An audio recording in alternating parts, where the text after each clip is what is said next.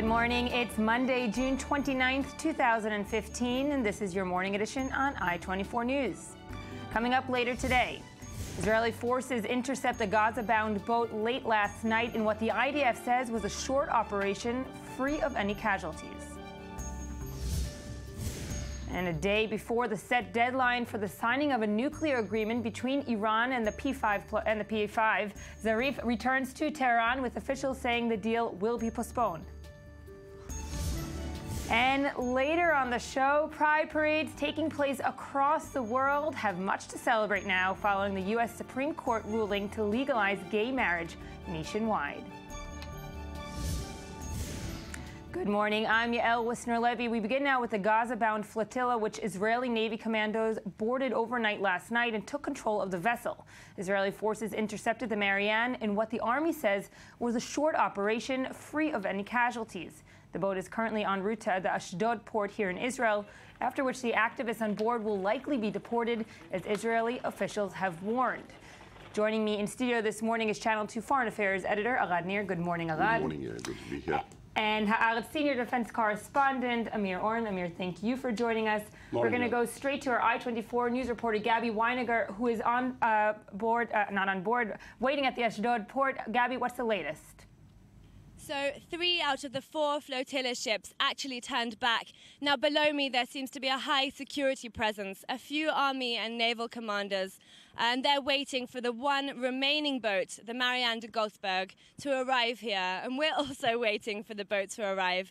It's expected around 12 local time. That's in about 4 hours' time. And when they do, as has happened before, security forces will detain the activists and eventually return the ship to where it came from.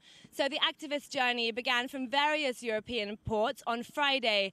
4 boats with around 50 people, activists from 20 different countries, and their journey continued until this morning. They were hoping to break the 9-year blockade on the Gaza Strip, which was of course worsened over the last year after the 50-day war last summer between Israel and Hamas.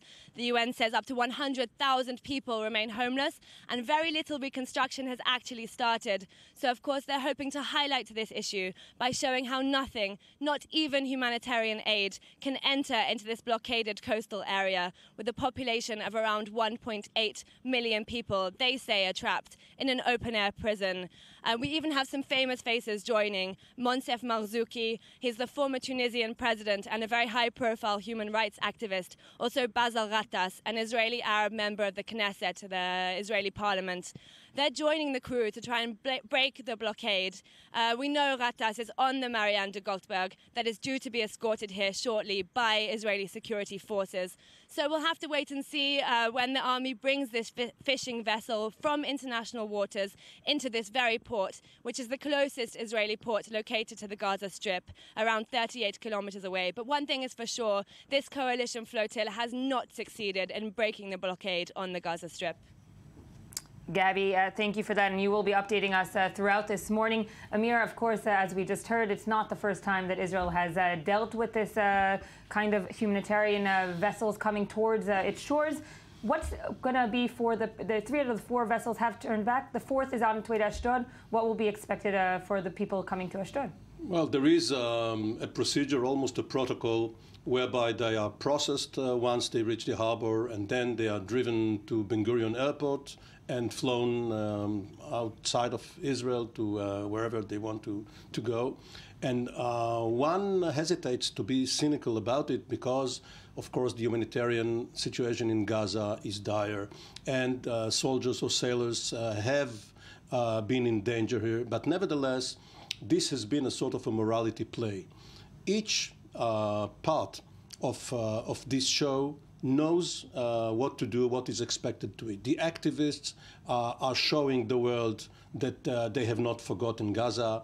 They did not really expect, Gabriel said they hoped to break the blockade. They did not expect to sneak into Gaza.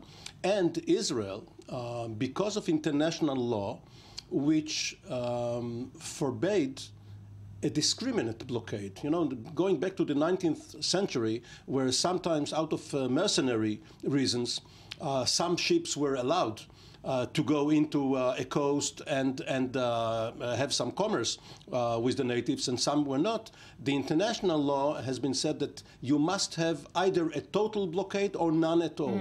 If Israel has imposed a blockade on Gaza, it had no choice but to block this particular vessel too. But Israel has already used it for propaganda purposes by saying, yes, this is Gaza where we are supplying. 500,000 trucks are supplying Gaza 500,000 times more than what your vessel carries annually. So obviously this is just for show, but everybody wins. It's a win-win situation, right. This blockade, no casualties, and even this particular member of parliament may be able to reach the Knesset before the vote on the gas monopoly, because he's supposed to vote against the government. But Arad, at the same, when you hear what Amir says, it begs the question, of course, isn't the media putting much more attention on this incident, which Israeli security establishment takes seriously, but has gone through again? And as we heard, they're not really trying to break the blockade here. You see, there are more than one players in this play here, more than one actor. And let me just remind you a speech that was given by the Prime Minister of Israel, in which he called to rock the boat. I don't know if we can see this boat again. You know, it is really a boat to be rocked, right. You know. It's such a small fishing vessel or maybe cruise vessel, which has a capacity of, I think, legal capacity of 8 to 10 persons, and it was boarded by 18.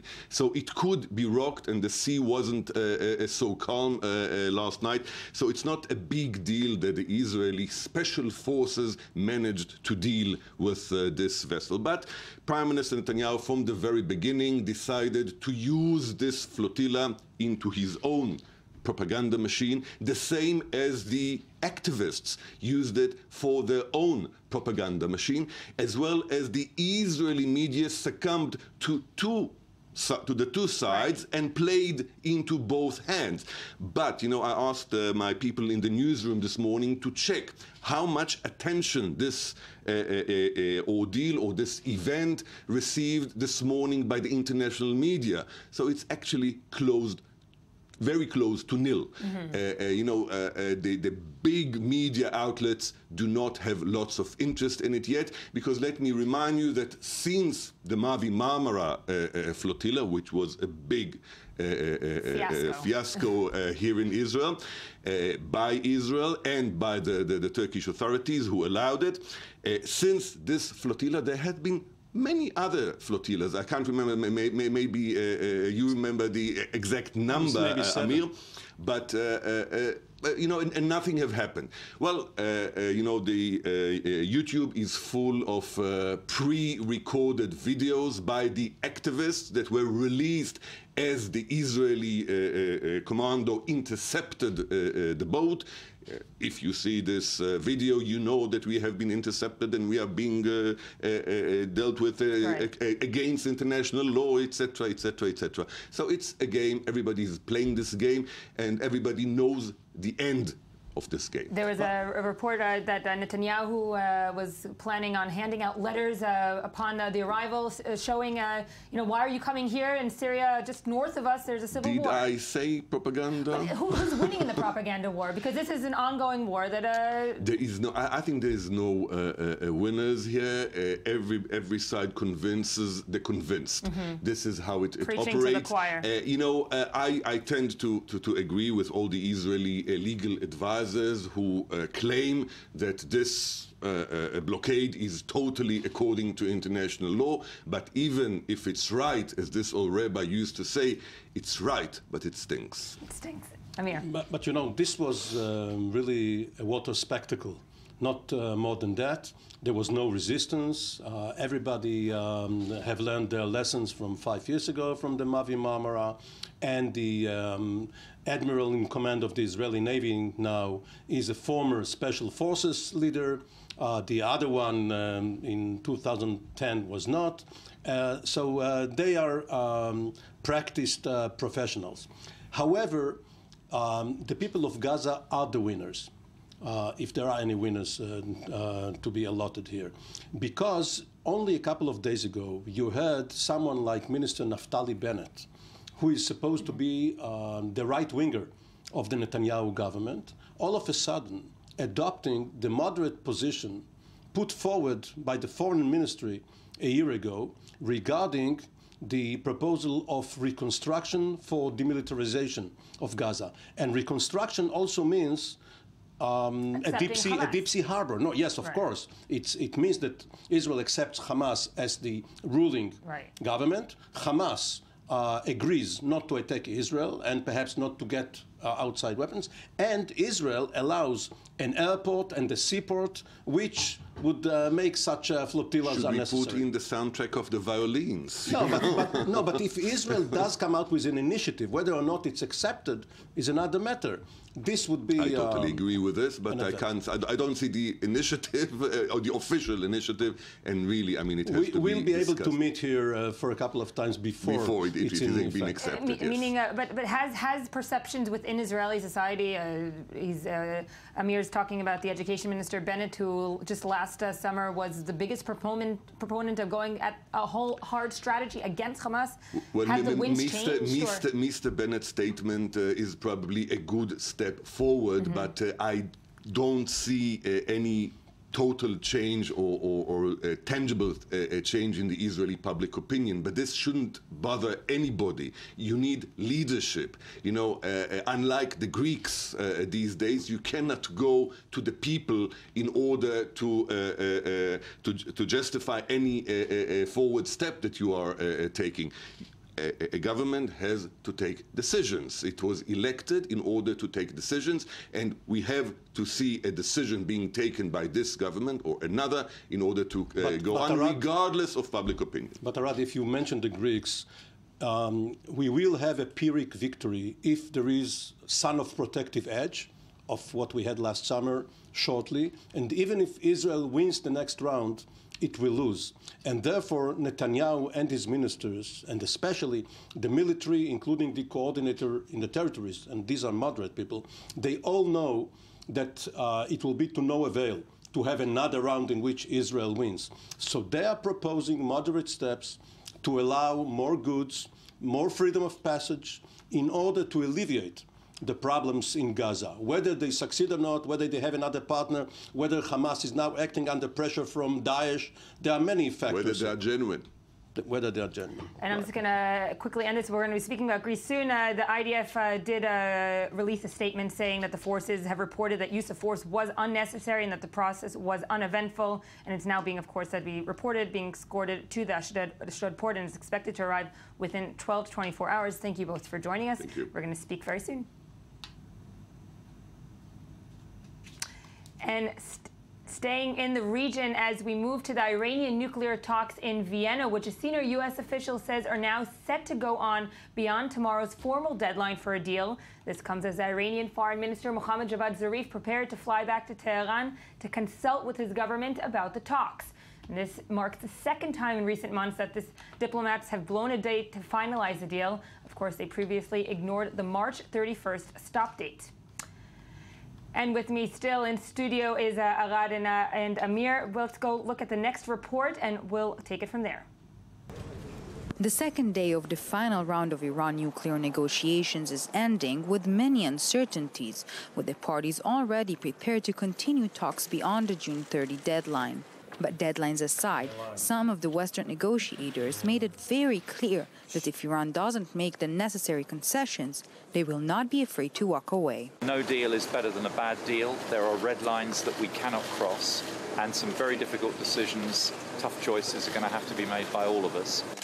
On the other hand, despite some serious difficulties, say diplomats, strong political will and hard work can pave the way for the much-anticipated score. If a few days more are needed, we can take them. The important thing is to manage to translate the political understanding we got a few months ago into a finalized agreement.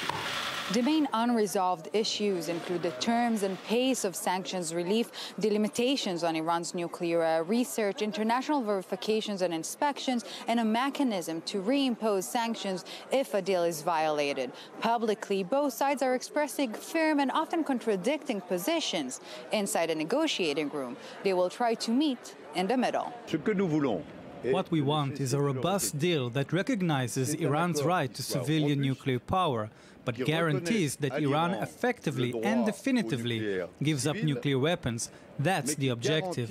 For this, we think there are at least three essential conditions. The first is a lasting limit on Iran's research and development capacity. The second condition is a rigorous inspection of sites, including military if needed. And the third condition is the automatic return of sanctions if it violates its commitments. After a hectic day of non-stop meetings, Iranian Foreign Minister Mohammad Javad Zarif will leave Vienna tonight, returning to Tehran for a one-day visit aimed at consulting with the Iranian leadership. By the time he is back, the Russian and Chinese foreign ministers will join the negotiations as well, and this crucial stage will move yet another step forward to the make-it-or-break-it final phase. So, Arad, does ignoring this deadline once again have any long-term consequences, or is this just formalities? I think, there's no deal until there is a deal, and there are many pieces of information that are being leaked by both sides in order to gain more on the public opinion sphere. But we'll have to wait. They'll probably won't reach the deadline. It's common knowledge now. It will be extended. The talks will be extended. The P5+1 are saying that it won't be extended for very long. We'll have to reach a deal. Zarif flew into Tehran from Vienna yesterday. He'll probably come back today. Lots of drama for nothing. Nowadays you can talk by the phone, but mind you, maybe it's not so safe to talk to Iran by the phone nowadays because of these viruses that were implanted into the systems there. So we don't know. Maybe it's safer to talk, but there's full of drama. The Iranians are very good at it. People say that there are wonderful negotiators.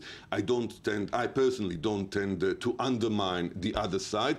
But as we've been seeing, everybody is using Netanyahu's slogan.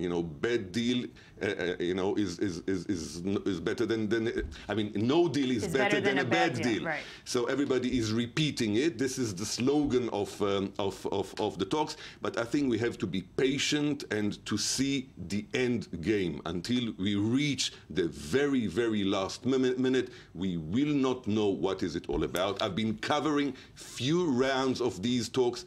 I know how it works. I know how the leaking process operates, and we'll have to wait to the very last minute. Yael, on behalf of the Israeli and Western intelligence communities, I resent the implication in Arad's remark that Israel or the United States cannot eavesdrop on Zarif when he reports to Khamenei and Rouhani, and can only do it by phone or by I think you're spilling here national secrets. So he might as well stay in Vienna and talk over the phone. But you did mention public opinion, and some of the criticism towards the P5+1 talks right now is that by delaying this deadline once again, you're losing not only public opinion, but within Barack Obama's own Congress, there's a Corker bill, which is, of course, not allowing the White House to move freely. There's a lot of internal tensions. We had Dennis Ross and David Petraeus write a letter. A lot of internal tensions. Barack Obama doesn't really have much time to negotiate. Well, last week we had June 21st, the longest day in the year.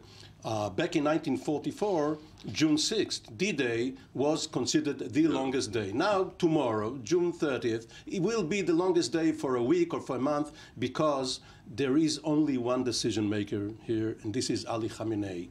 If he decides to cancel what he said the other day, he could be fantastic as well as pragmatic. He could say that he saw Ayatollah Khomeini in his dreams, and Khomeini told him, much as Khomeini himself decided during the Iran-Iraq war to give up and sign an accord with Saddam Hussein, Khomeini told Khamenei that enough is enough and that this is in Iran's best interest, or not. This is not linear. It is not as if you accumulate minute concessions and then you fill up your glass and you have an agreement. If there is a political will by the parties, and the P5+1 are more than 5 or 6 actors, because, as you said, there is the domestic American pressure and all of the others. But in Iran, if Khamenei decides that this is in his and Iran's best interest, there will be a deal, and it's immaterial whether it's the first week of July or the second week of August. Meaning it's not up to the P5+1 at all. You're giving most of the weight of the negotiations to the Iranians. No, the Iranians, and you have Mayor Javandapar here, they are smart negotiators. They know how to haggle. They storm out of the room. They say no deal unless. But when push comes to shove and they have to make a decision, go or no go, they will probably, I will hazard a guess, they will decide to go. This is why I reiterate that we have to wait to the very last moment. Right. It's no use to try and analyze the intermediate statements that are being given by the Iranians, not the Majlis's decisions, not the Supreme Leader's statements, and not even what the negotiators are saying. It can change on a daily basis, on an hourly basis, and as Amir said, it's not linear. Right. We have to wait to the very last moment and to see what deal is being agreed on in order to analyze. It makes sense to tie your hands, the hands of your negotiators, only to untie the Gordian knot at the very last time. We're going to go straight now to Vienna to I-24 News reporter Eli Hochenberg. You're standing by. What is the biggest stumbling block that you're hearing that is preventing a deal from being made, especially from the Iranians? Of course, we heard that Zarif flew back to Tehran to consult. Well, first of all, let's start with the positive things. From what we understand, there has been a certain breakthrough when it comes to sanctions relief, and this is one of the main reasons for Iranian Foreign Minister Mohammad Javad Zarif to return to Tehran for further consultations. And this is, of course, one of the major issues that is dearly important to the Iranians. This will be, the victory card that Zarif will wave in front of the Iranian people and say, we did it, it's a good agreement. So it's a very crucial issue. So from what we understand, again, this matter there has been some progress in this on this matter. The other issues still remain: the military dimensions, the international verification of the agreement, and the mechanism to reimpose sanctions if an agreement is violated. Again, as we've heard all throughout yesterday, we're talking about a serious, hardcore, tense negotiations. They are not easy. They are very tough, and this is one of the reasons why Iranian Foreign Minister went back to Tehran for further consultation to see what his maneuverability range is. French Foreign Minister Laurent Fabius also went back. He's considered to be one of the hardliners of the negotiations. So I assume he will come back with his own new vision as well. U.S. Secretary of State John Kerry, in the meanwhile, is here waiting for all the foreign ministers to reconvene and make some serious progress towards the final agreement. And Eli, just quickly, as an Israeli journalist there in Vienna, can you describe a little bit about the media atmosphere among the different outlets? Of course, this is a global issue that many of the world's media outlets sent their reporters to report upon. What's the atmosphere among the media? Are there bets? Will there be a deal, or will not be, or there won't be a deal? First of all, we're standing at the Theodor Herzl Square right now, so I think many Israelis will find it a bit ironic that such an agreement will be signed near this square. And we journalists, we've been talking to each other. Maybe if the leaders indoors would have gotten along so well like we do, from Iran, from Israel, from the U.S., from Europe, maybe things would have gotten way more easy. But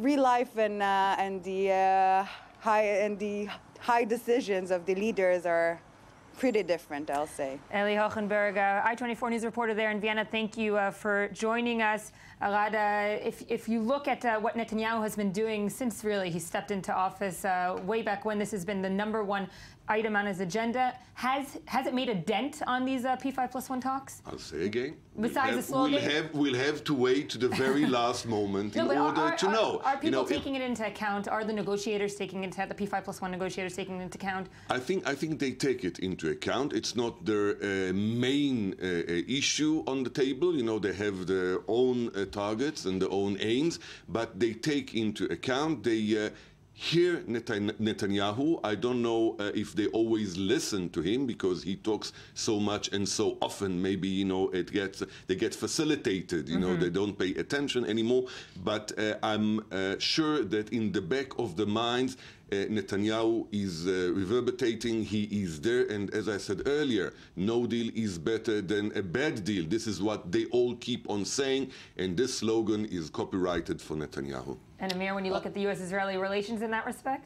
Well, looking at Eli Hochenberg's fashionable trench coat, yes, it brings to mind the Vienna of the late 40s, the Third Man, Orson Welles, espionage, and I think that's a compliment. And who knows in what? A weird way. Yeah, who knows what happens behind the scenes? Netanyahu has suffered in his global standing because of the gap, the public gap between himself and President Obama, because Israel's main strategic asset is the appearance of an unshakable alliance.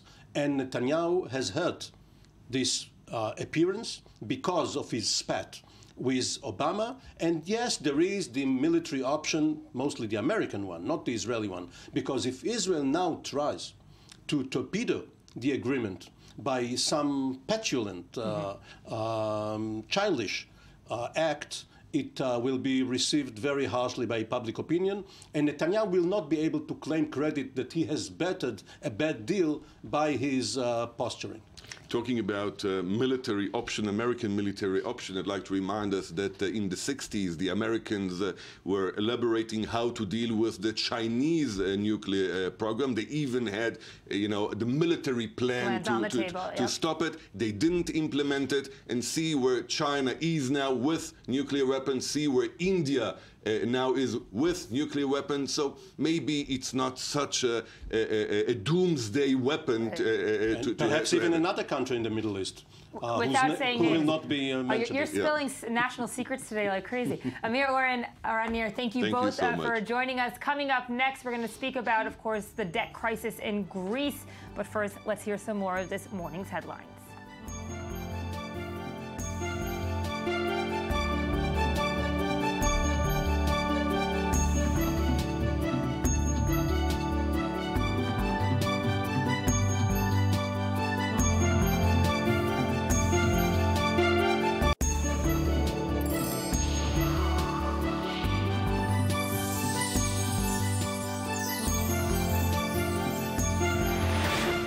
Welcome back to I-24 News Morning Edition. We're now with Ami Kaufman, who's here with all the headlines we've missed. That's right. Good morning. How are you? Good morning. Thank you for joining us. And Ruti Sinai, I-24 News senior editor, is here as well. Listen in. Ami, what are we starting with? Okay, we're going to start off with those deadly terror attacks in 3 different countries over the weekend, in Tunisia and Kuwait and France, and see how the local media is kind of taking a look at it. Start with Tunisia. First of all, we're learning that from about the 39 people that were killed, over 30 people were from Britain. Wow. First, we heard reports that there was about 15. Now it's jumped to 30. And we have this report from Tunisia Alive, which is looking at, is this the end for Tunisia's tourism industry, as about 3,000 people are trying to find their way out of the country as fast as they can, and saying that they will probably not consider coming back ever to the country. That's what these quotes in this piece are talking about. Wow. Which is a country that really depends heavily on its depends very heavily on tourism. Would it be very cynical of me to suggest that if they hadn't been Brits, nobody would have paid much attention to yet another tourist attack? Probably right. Another attack. I don't think it would be. No, I don't think it would be cynical at all. Moving on to Kuwait, where funerals are already being held for the 27 people that were killed in a suicide bombing in a mosque, a Shiite mosque in Kuwait City. The Interior Minister said that we will cut the evil hand that interferes with our homeland security. And I just brought a picture of the front page of Saturday of the Kuwait Times. I think it's a really interesting front page. Look at that. It's all black on white. White text on black. Very interesting. Carnage in Kuwait as it hits Shiite mosques. Right. And very, very graphic pictures there. Very graphic pictures. And also over to France, where a person killed his boss outside of Paris. His name is Yassine Salhi, and apparently he took a picture, a selfie of the beheaded head with himself, and he sent it in a WhatsApp to someone in Canada. Nobody really knows who this is and who the number belongs to. And we also have a picture of not of the selfie. No, of the front page of Le Figaro today. Excuse me, of Libération, with a pretty. With a striking headline there, Jihad Nazim. It pretty much means the same in English as it does in French. Yeah, ad. Yeah. Yeah. By the way, his neighbors described him as a very gentle, nice man. And as did his wife. They all are, aren't they? They're just all so nice and... Yes, normative. Normative, right. That's the word the media loves to use. Amazing story in Taiwan. In a party in a water park, 500 people were burned as they were sprayed with a colored powder while they were dancing. Yeah, apparently there was heat from the lights on the stage, and it just kind of ignited as they were as the color was sprayed. 194 people are in critical condition. So far, there are no fatalities, but the next 24 hours are going to be really serious when it comes to burns and burn injuries in hospitals. A lot of people could actually die later on. Of infection and other different different kinds of things. Wow. Yeah. It's one of those tragedies that only afterwards you put in the standards to begin them. You know, some kind of safety standards. Exactly. Wow. One of my favorite stories is over. The New York prison break. It's been 3 weeks, and they finally caught this guy 2 days after they shot and killed his colleague, I guess you could call it, Richard Maddow, was shot in the head 3 times. This guy was caught, David Sweat, about 23 miles from that area. He was shot in the torso by a cop who was on patrol.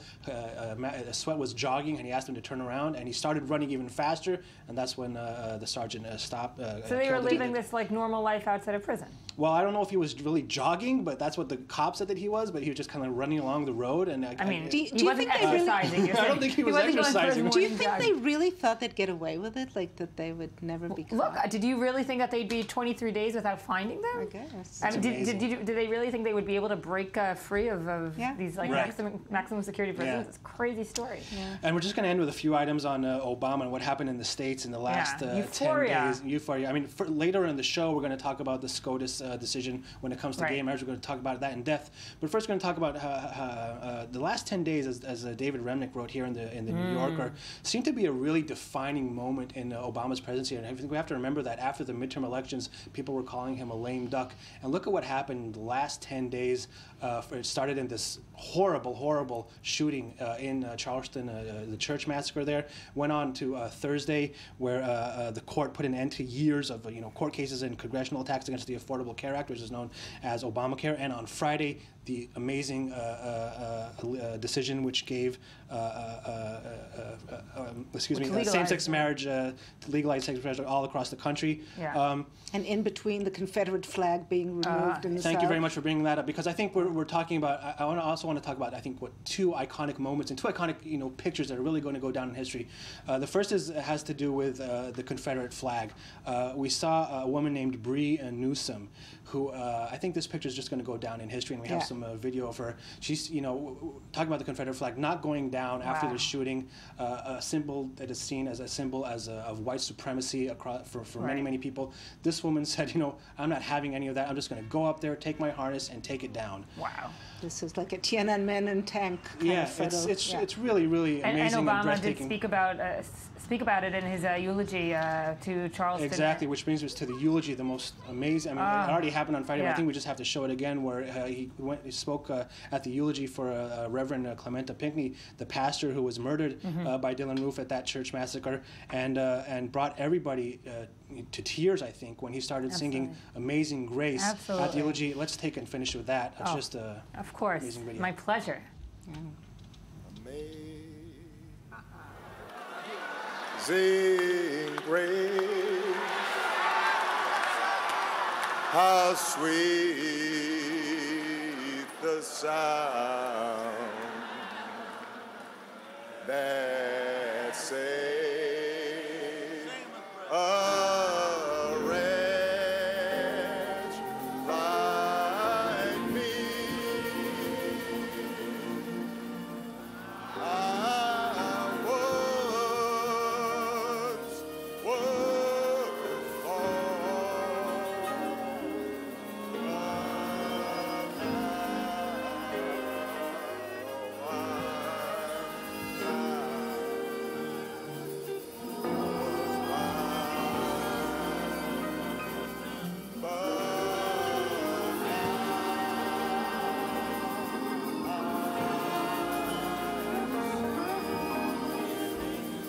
Bravo.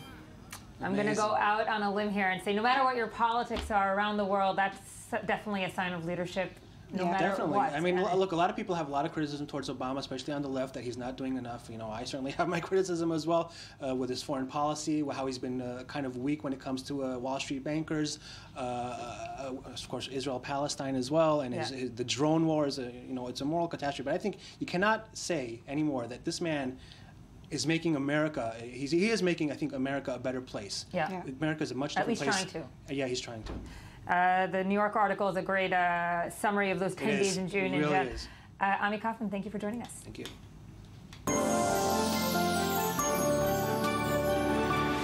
And ahead of tomorrow's deadline to pay back some $1.8 billion to international creditors, Greece decided that the only way to save its cash-strapped financial system is to shut it down. And banks in the country's stock market have shut down, and banking executives have imposed a series of capital controls, including the suspension of withdrawals. Meanwhile, the European Central Bank isn't waiting for Greek voters to weigh in and has already suspended an emergency lending program to the Greek banks. Joining me now in studio is I-24 News senior editor Ruti Sinai. Ruti, thank you for joining us. Let's take a look now at the next report, and we'll continue from there. Early on Sunday, Greek lawmakers authorized Prime Minister Alexis Tsipras' proposed July 5th referendum on international lenders' terms for a new bailout. Eurozone partners have criticized the referendum and rejected Athens' request to extend the bailout program beyond the end of June. A total of 298 voted on the Cabinet's proposal to Parliament, with 178 voting yes, 120 voting no, and no one voting present. This is a choice of dignity, hope, and democracy. We owe it to our children. We owe it to the next generation. We owe it to the sacrifice of the Greek people so that this country remains sovereign. Finance ministers from the other 18 Eurozone countries met for the first time without Greece and flatly rejected its pleas to extend the expiring bailout, setting the stage for Athens to default on a crucial IMF payment this Tuesday.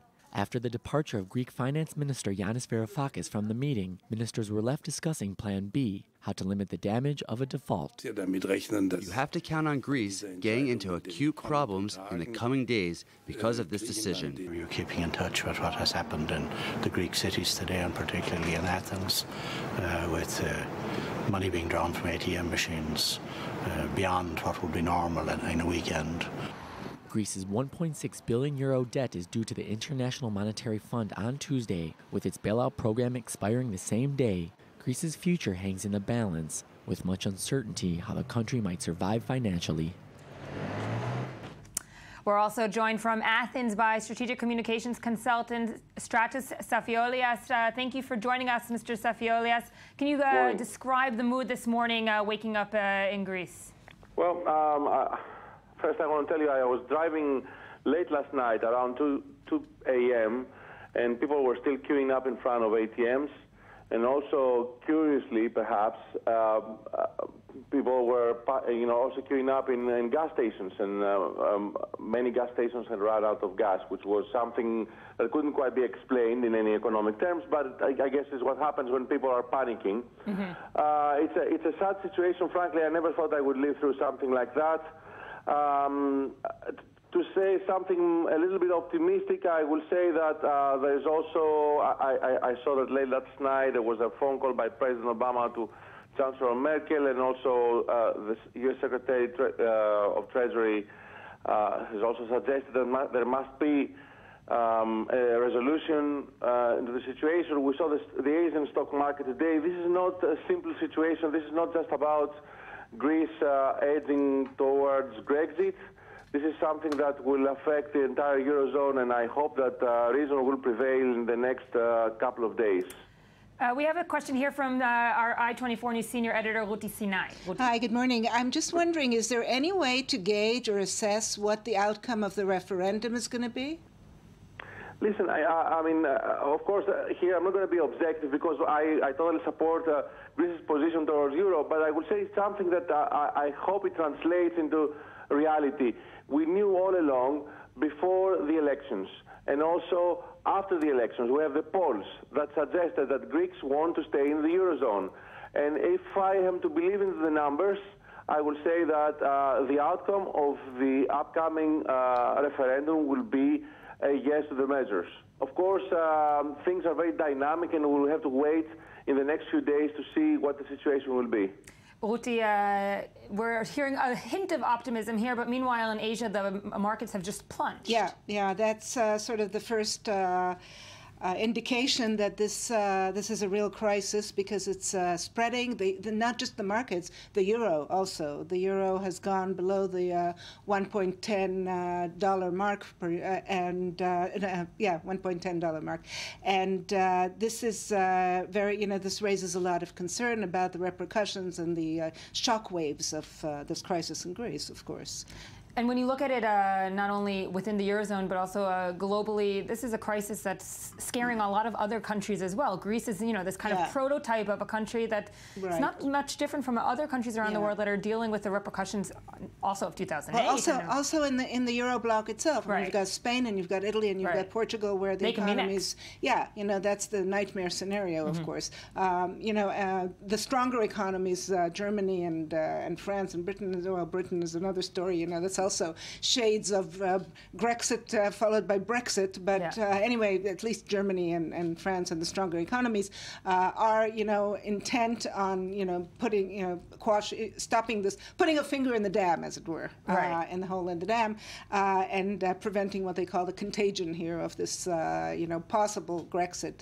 But I think, the big question, though, is about Greece is if they vote yes, to staying in the euro and accepting these austerity measures, are they really willing to, keep on with this suffering? Because it is suffering. And what they're being asked to do is, again, cut the pensions again, raise taxes again. Unemployment is at 25 or 30%. It's not a simple choice. I mean, it's a choice essentially between two very bad choices. And Stratos, Alexis Tsipras, the prime minister now, is either going to be hailed a hero if this deal comes through, or if Greece is able to pay back creditors, or he's going to be the politician that's going to be shooed out as fast as possible. Personally, I don't see a situation where anyone from the Greek political elite will come out as a hero unless reason prevails among the Greek side and the European side. It's not too late. It's not too late for both sides to come around the table and come up with an agreement. It's going to be, as your senior editor said, it's not going to be a pleasant situation, but it's a choice between an unpleasant situation and a tragedy. And I think, as Christine Lagarde said once, the adults in the room need to discuss. That means everyone. Everyone needs to find a way out of the situation, and it's possible to chart a way out of this. That's what I'm hoping on. That's what I'm going to be looking for in the next couple of days. Stratos Afiolias there in Greece, thank you for joining us. Ruti Sinai, thank you for joining us. And coming up next, pride parades across the world have special reason, of course, to celebrate after the U.S. Supreme Court's historic decision making same-sex marriage a right nationwide. We'll be back after the headlines.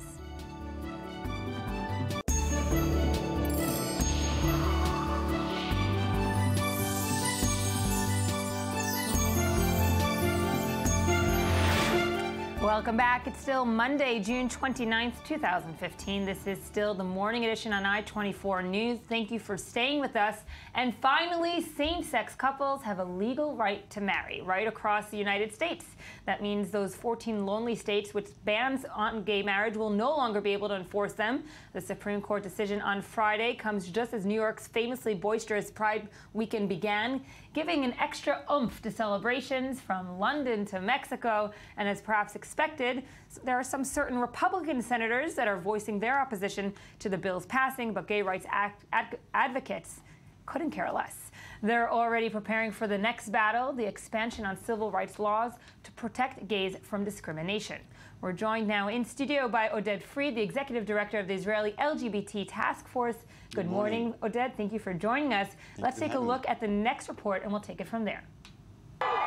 It's a moment for history. In a 5-4 decision, the Supreme Court said today that same-sex couples do have a constitutional right to marry in all 50 states. They've reaffirmed that all Americans are entitled to the equal protection of the law, that all people should be treated equally, regardless of who they are or who they love. Outside the court, jubilation. This is about human dignity, and this is about equality. 37 states and the District of Columbia already allow legal same-sex marriage. But with this decision, same-sex couples in the remaining 13 states will now have that same right. As we've seen in many close decisions recently, Justice Anthony Kennedy was the deciding vote. Well, we'll continue to stand for the reality that marriage is the union of a man and a woman. There's been a huge swing in support for same-sex marriage in recent years. An ABC News Washington Post poll in April found that 61% of Americans say gays and lesbians should be allowed to marry legally, the highest level of support ever. So did anyone around the social networks over the weekend saw, of course, the celebrations around the world? Were you surprised by the Supreme Court decision? Truthfully, not. I wasn't surprised. I was obviously very happy that that was the decision, but I was not surprised. I think that we see over the past few years that many states, not only in the United States, but across the world, are approving same-sex marriage. And it is something that goes throughout the world, and I'm very happy that the Supreme Court decided the way he did. Of course, it does shed light, of course, on the situation here in Israel, and we'll get to that in a second. But do you think that because of the Supreme Court ruling's decision in a country so powerful as the United States, it can actually have some kind of domino effect around the world, or is this a completely different case? Well, I'm not sure it will be a domino effect in the way that it's going to be immediately, all across the world, but I do think it has an effect. I think that it is an important decision, not only because it says something about same-sex marriage, but because it says something about equality, because it says something about the fact that LGBTs are just like any other person and cannot be discriminated. I think that is the most important thing, and I think that should echo throughout the world and make a difference. Obviously, as one of the main issues is the same-sex marriage. Israel and Tel Aviv in particular love to flaunt the gay-friendly capital. Tel Aviv is considered by many as the gay capital of the world, if not the region. We just celebrated Gay Pride here. But when you look at the decision over there across the Atlantic, the differences couldn't be starker. Well, we envy our friends in the United States, and we just had a conference, a global conference, just 3 weeks ago, where we celebrated 40 years of Pride, 40 years of the Aguda, the Israeli National LGBT Task Force, and we discussed, among other things, with other LGBT leaders from the world, the issue of same-sex marriage. We are progressing other issues, and we heard earlier in the VCR, in the video, questions of discrimination against LGBTs. So Israel is progressed in other issues. We are still falling behind on the issue of marriage. Far behind, though, right? I mean, and it's also, and I can take it to my world, it's also far behind in, religious versus civil marriage, which is in the same kind of category. And we have to remember that, well, first and foremost, Israel does not have a constitution. We have an issue with the rabbinical system that have, the control over marriage and divorce in general. It's not just an issue of the LGBTQ community here, but it's a question of civil marriage here in Israel, which is quite different. But we hope that the Supreme Court's decision in the United States will then, as I said, echo into Israel, will change the way that they treat LGBTs and same-sex marriage, and hopefully it will help everyone in getting civil marriage here in Israel. Do you think there will be some kind of trend of Israelis, LGBTs, holding American citizenship now to say, we're done here in Israel, let's go get married in the States and stay there? I don't see a trend of that. I think, again, we have to remember that the Supreme Court's decision only affects 14 other states that did not have same-sex marriage so far. It's a hefty decision, though. Yeah, but I have several friends who've already got married in New York. Right. And so it's not a new trend.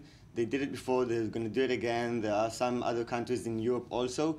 But our effort is getting marriage equality here in Israel and not having us traveling abroad. Right. I mean, it definitely did make headlines. The Supreme Court. It wasn't an American phenomenon. It was pretty much global. It is, yeah. But I think, it's been such a tough week for conservatives. Yeah.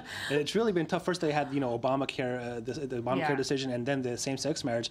And this item from Vox that I found ranks the Republicans' reactions by anger. And I'll just read you one or two of them. Ranked by anger. Some of these are, the Republican convention. Is that an empirical study? Well, I don't know how you can gauge. Yeah. I think you'll see how angry they are. First of all, we have Ted Cruz, who's running for president, senator from Texas, who said that the past day was some of the darkest 24 hours in our nation's history due to the Obamacare and same-sex marriage decisions. And I have Mike Huckabee, the Governor Mike Huckabee said, the Supreme Court has spoken with a very divided voice on something only the Supreme Being can do, redefine marriage. I will not acquiesce to an imperial court any more than our founders acquiesced to an imperial British monarch. Wow. And he also said he expected civil disobedience because of the rule. There was like these rumors about pastors that are going to do self-immolation as a result of this. I don't know if that's going to happen. I'll highly doubt it. Wow. But that's going to be a big issue for the 2016 huge elections issue. now. Both same-sex marriage and Obamacare, repealing Obamacare, that's going to be their agenda for the Republicans and conservatives. Very nice. Odette, thank you for joining us. Thank you very much. And so, Ami, please stay with us, Odette. When we look at, of course, this same-sex marriage across the globe, it's going to just start the tip of your web review right now. Yes, my viral spiral today is dedicated to the SCOTUS decision, most of it at least. We're going to start with Jezebel, which brings us this item about Ben & Jerry's, who is renaming one of their most popular ice cream flavors, which is, the cookie dough one. My favorite. Is that your favorite? It's my favorite. Thank really? you. Really? It's, yes. I mean, there's good contenders for the favorite, but that is my favorite. This one is called I Dough now instead of the regular cookie dough. It's called I Dough, and they have a picture, I guess, of two cows, which are of the same sex. I wonder if Ted Cruz is going to be buying the Ben & Jerry's. Yeah, he might be pretty angry with that one. Yeah. Now, this one is from Slate. Anton Scalia, he was the dissenting voice on both of these decisions.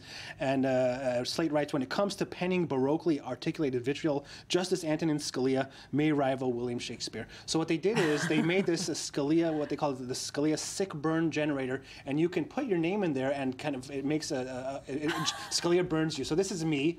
One would think that Ami, I can't read it. Ami Kaufman's arrogance is diseased. Fortune cookies, huh? Yeah, so you could. Nice. I highly recommend that going after. Is this like an algorithm that you just put your name in? Exactly, it's an algorithm. You put your name in, and you get Scalia burning you for free. I'm going to be playing with this all afternoon. It's fun. It is fun. One of my favorite videos and one of the favorite reactions is that was on Vine is from Ian McKellen, famous British actor, and his partner Derek Jacobi celebrating the same-sex marriage decision. Let's see how they celebrated. Cute video. Will you marry me? I will, Daddy. I will. And now I can. Now you can. Will you marry me?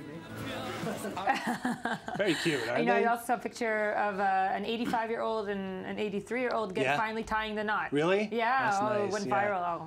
A lot of tearjerk pictures coming out from the States now.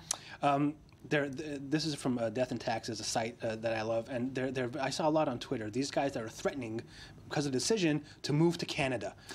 Because of the decision. So let's see a few of the tweets that we had here. The people move are to saying Canada where gay marriage has been legal for.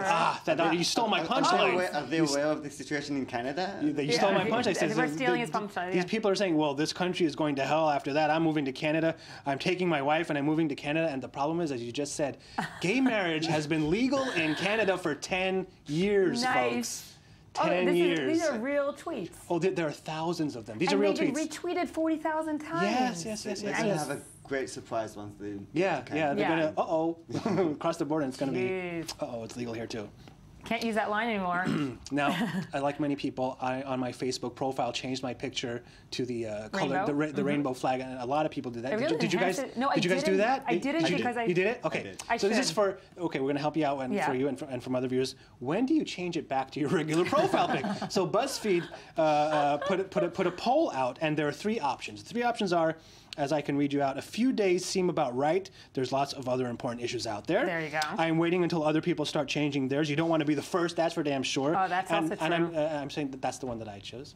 And forever, this is what Facebook looks like now. And now let's see the results of that poll. 49% say a few days seems about right. There's a lot of, what are they going to change their profile picture to next? That rain deal? Like what? What are they going to do? I don't know. I don't know. I think people, I don't want to ruin anyone's party here. here, but the rainbow really does enhance the profile picture. It makes it does or doesn't? Does. It does, yeah. Well, Makes you look much better than yeah, I look fabulous. There you go. I mean, I don't know. You look fabulous if you know that way. There oh my God, no. You don't need a rainbow filter on you. I'm feeling the love. I'm feeling the love. Now, a lot of this is from BuzzFeed. A lot of corporations in the States changed their logos, you know, for and put the colorful rainbows on their logos, like Twitter and LinkedIn and Uber and BuzzFeed. Yeah. But there was one man who thought for some reason that NBC logo also did the same, and we'll see the tweet. And he said, "Your changing of your station logo with the colors of gays is a disgrace. Just stay out of it.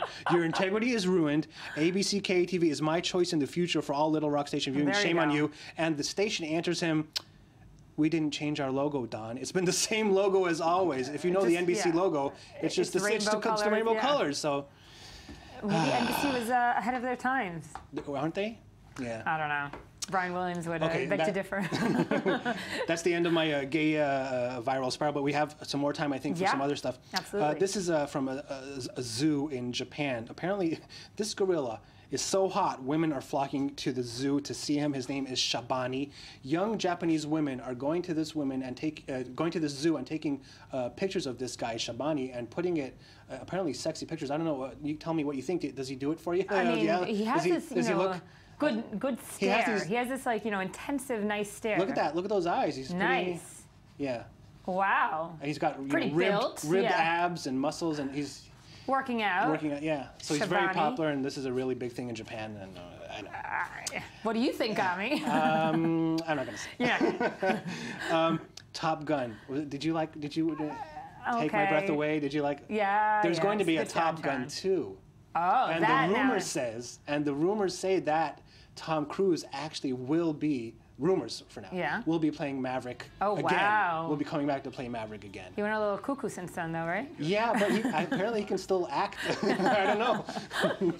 Wow, and this time it's going to be with drones, I see? Yeah, it's going to be with drones and modern warfare. Things have changed. Yeah, you're right. Iffy subject. That's going to be an interesting way how Hollywood will pull that off without. I don't know. Wow. So we have time for some more. Okay, Lego is going to say no to plastic. I mean, it's going to invest $150 million in the next 15 years to develop new sustainable materials. Which mean, what does that even mean? I don't know what sustainable materials are. I mean, if it's not going to be plastic, it's going to be something durable, I guess, and hard. But right now, they make more than 6,000 tons of plastic every year, and they make 60 billion Lego pieces. But now they're going to make plastic out of, Is it going to cost stuff that's more, better from the environment. I don't know, because Lego is pretty expensive right now, especially here in Israel. Yeah. I cannot afford Lego for my kids because it's just, You have to go to Copenhagen where it's made. Yeah, anywhere. I mean, I went to Amsterdam and I saw it's just really, really expensive. Lego is it's turned into this toy for rich people, I think. As is Barbie. Get the fake Lego. Yeah, that's just me, a dad complaining. I don't know. What else? A Virginia man who was going under surgery, and when he was sedated, he accidentally left his phone. It was recording what was going on, during a colonoscopy. During a colonoscopy, and the surgeon was saying really bad things about him. Like what? And it recorded him and said. After 5 minutes of talking to you in pre-op, I wanted to punch you in the face and man you up a little. What? She called him wuss and annoying and a retard. What? She also warned a medical assistant not to touch a rash on him because he might get syphilis on the person's arm or something. And then she added, it's probably tuberculosis in the penis, so you'll be all right. Oh, the man was awarded $500,000 in damages. Jeez. Yeah. And then now I'm running through all, any kind of procedure I've ever had and trying to think of. You should take your phone with you next time you go on a procedure and record what's going on. You might win some big bucks. Easy money. You can say whatever you want about me, but I'm going to record you. Nice. Ami Kaufman, thank you for joining us at Dead Freed. Thank you for being here this morning. We're going to be coming next with some economy news. The Top Gun official trailer, just as Ami told us right now. Next, though, are the headlines, and we'll be back.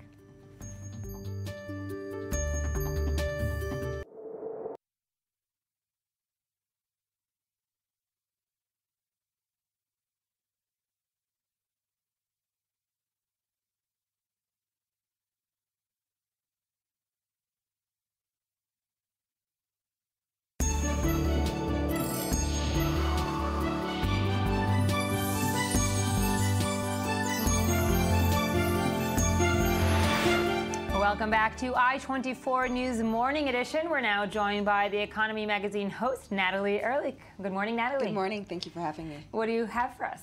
Well, I worked on this interesting project, got the chance to speak with the CEO of BioCatch. This is a really interesting firm, a startup here based in Israel that is actually teaming up with Early Warning, an anti-fraud protection service in the United States. And they're teaming up with a bunch of U.S. Financial firms, all the major banks there. And they're basically ensuring that your data does not get stolen from all these hackers that we're seeing all in the news in recent, actually in recent days. And also what was really interesting that I found out speaking to him, they're getting a lot of attention from banks all over the world, especially in the UK. So let's take a look at that report. Let's take a look. Identity theft remains a worry for consumers and retailers alike across the globe. The U.S. Federal Trade Commission recorded over 330,000 identity theft complaints in 2014, making it the #1 consumer complaint. And fraud as a whole costs Americans some $1.7 billion annually. In the UK, fraud prevention agency CFAS noted that in the first 3 months of 2015, more than 80% of all attempted identity theft was carried out or attempted online. And the advent of mobile technology makes sensitive data even more vulnerable, especially since now we do so much more with our mobile devices, even banking. Israeli startup BioCatch is helping a number of U.S. banks as part of its partnership with Early Warning to protect your banking information. Using the emerging field of behavioral analytics and biometrics, BioCatch is able to measure different user experiences against mobile hackers and fraudsters. There's the way that you interact with a specific application for a bank or for an e-commerce site, and that combination yields a lot of very rich data that can be collected and measured and compared against a broader population of people using the same application on different devices, of course. If, in fact, something changes, you've left your workstation, you've put your phone down, the session is still alive, but somebody else comes and continues that session, we'll be able to tell the difference. So that continuous authentication process is very helpful. Behavioral analytics is an emerging field commonly employed by corporations to monitor employees. However, the same tools can be used to monitor fraud. By the year 2020, biometrics will be the main authorization of banking identity.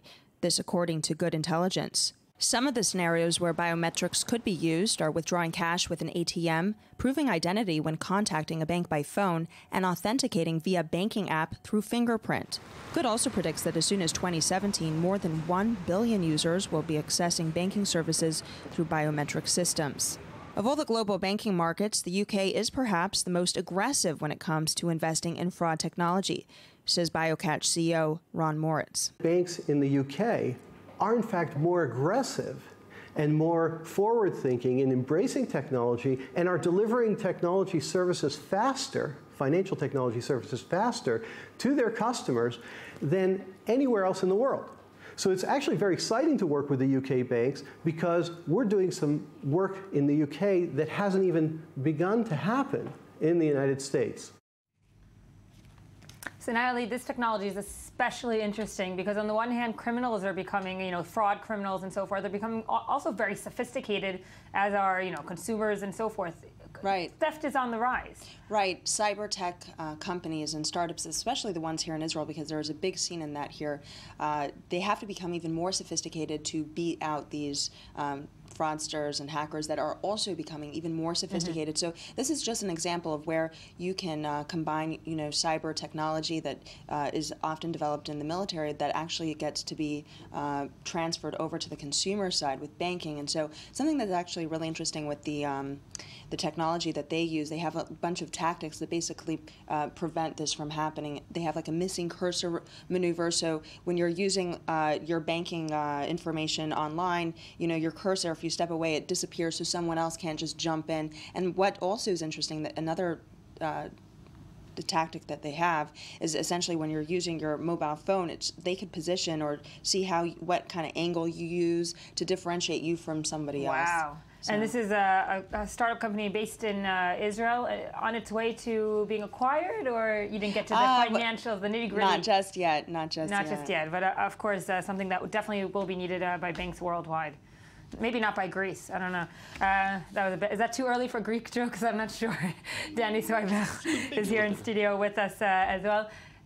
Natalie, and quickly, you also spoke about in your Economy magazine about Sardinia and, of course, the ways that right.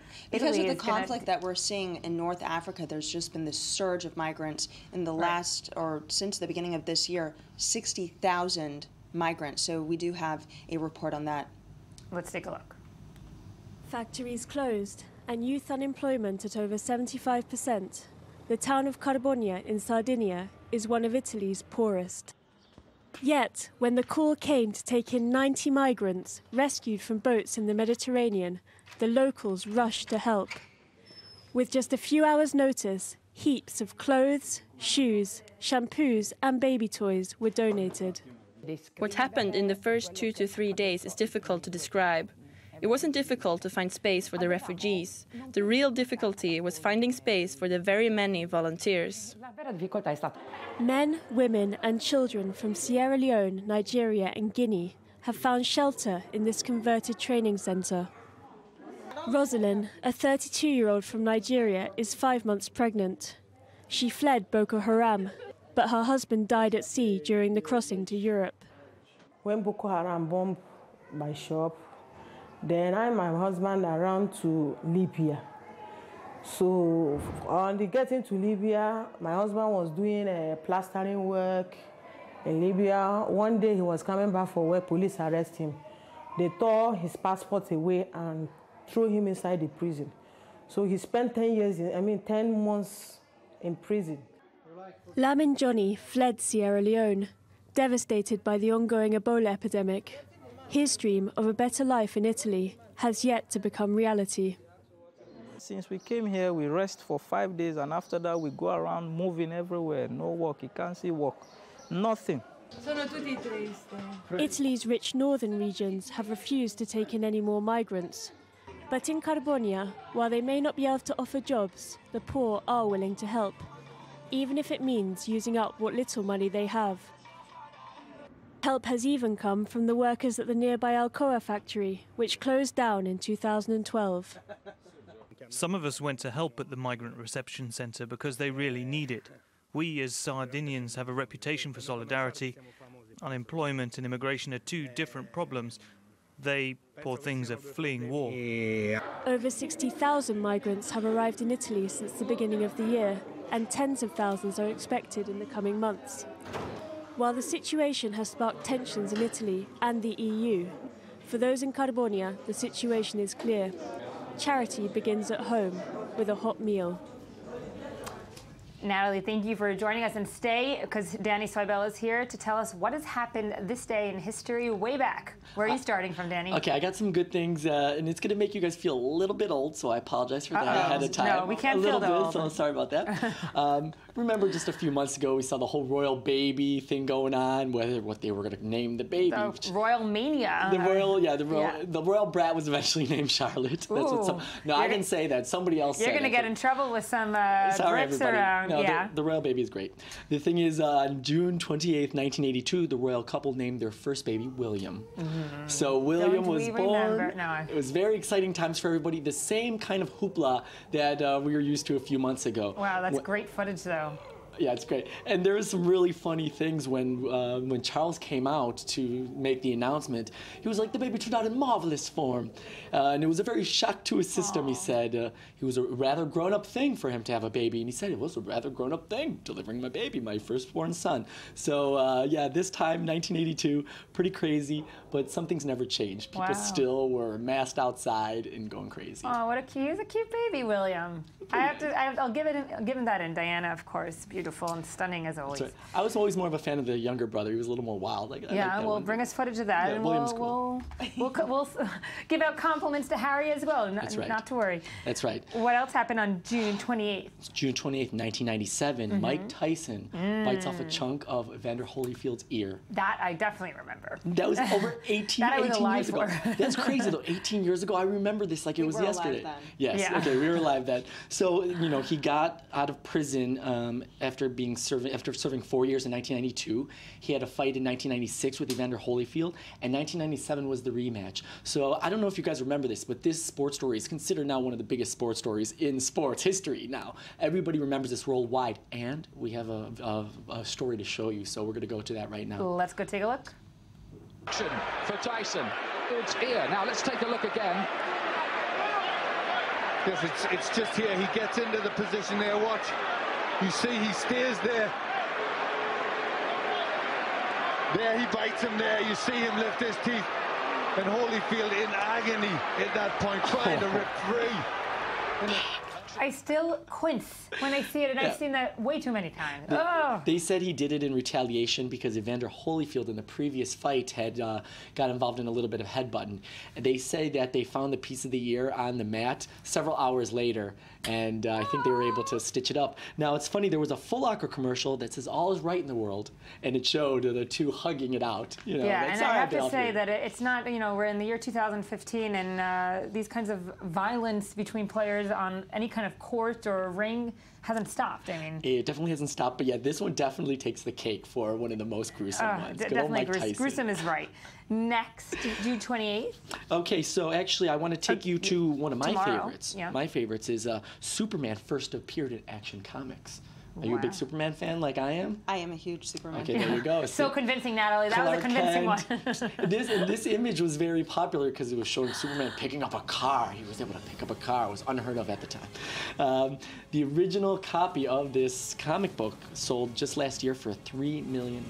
Wow, look at that. Well, definitely June 30th, 1938. There was so much going on in the world at that date. Yep. And Superman also first appeared. Okay. It's crazy that we're still talking about Superman. He still has a place in, I guess, people's hearts. And comic books in general, people definitely still like to escape. Of course, Comic-Con is like one of the biggest conferences. That is correct. So yeah, there we go. And going also to staying in Hollywood, if we can. Okay, this is an intense one. So June 30th, 1989, Spike Lee released Do the Right Thing. And this movie had a lot of different issues dealing with race, specifically in New York. And the scary thing about this movie all these years later is that we are seeing some of the same things that happened in the movie happen today, happen this year, happening many times this year. Yeah. With violence against people in the black community, the tension building up in some of these neighborhoods where there is not a lot of hope and possibility. So it's just all these years later, we could still talk about this film. It's chilling how a lot of things haven't changed, meaning like you see this and it's like it can be today. Yeah, we see at the very end of the movie a cop, killing one of the main characters in the movie, and people rioting, taking to the streets, and it's really eerie how we've seen these images this year. What else do you have for us? Okay, so I have Gone with the Wind, was published on June 30th in 1936. American epic historic romance film was adapted by Margaret Mitchell's Pulitzer Prize-winning novel. And so, of course, everybody knows this Scarlett one. O'Hara. Scarlett O'Hara, Clark Gable, and Vivian Leigh, and this definitely historic film that won 1 billion Oscars from what I remember. And it's so telling that, we're talking about Gone with the Wind in 1936 on June 30th, and we've just had this whole Confederate flag finally been taken down in many states and many public institutions in the United States. It is incredible how history repeats itself, that just it finds itself on these historic days, repeating itself, and just some of the major themes kind of flipping It's kind of incredible that it took, until 2015 to finally get rid of those Confederate flags. Shocking. Things change very slowly sometimes in this world, yes. Indeed. Now take me back to the 90s. Actually, it's not 90s, but for me, it's my 90s, yeah. Are we talking about the Walkman? Yeah. The Sony Walkman. 79, huh? Yeah, 79 and July 1st of 79, the Sony Walkman. This was revolutionary. You could walk around with your music. Yeah. Walkman, get it? We got it. Cool. Very cool. And so yeah, nowadays it's just who even has a disc player or a CD player. A CD player is so obsolete. Absolutely. But Sony was on top of it, and to this day, people joke back and look at those funny times. It was the first time we could walk around and listen to our jams. Right, and we did it pretty much, and it went from that to the, as you say, CD player, and every Hanukkah, Christmas, or whatever holiday you wanted, you got a new one. That's right. And here we are now. Everybody has an iPhone, and everybody's iPod. Always listening with their earbuds in, so that was the start of it. That was the start of it all. That's nice. Did you still have any kind of antiquities of the sort? Do you have any? It's just funny. I have some of my original tapes. I used to make certain dubbings, and you'd give people tapes. You're like, let me record you a tape. So these are little kids reacting to? Oh, yeah, years later, yes. This is one of the recent things. The kids are like, what the heck is going on here? What did he? Let's take a look. Push it all the way in. Here on either side, you grab on either side, and whoop. What? Okay, now you do it. That was simple. You guys could have told me earlier. Which way does it go? Now, which way does it go? Ugh.